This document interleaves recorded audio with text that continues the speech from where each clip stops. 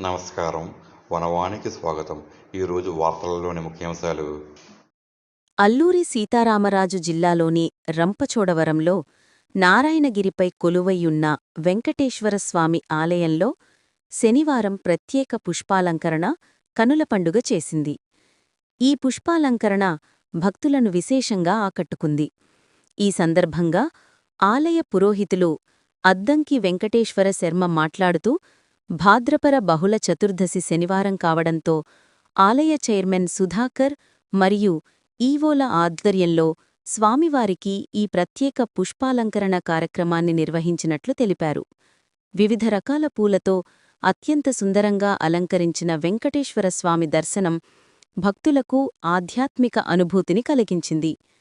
ఈ కార్యక్రమంలో ఆలయ సిబ్బంది మరియు భక్తులు పెద్ద సంఖ్యలో పాల్గొన్నారు.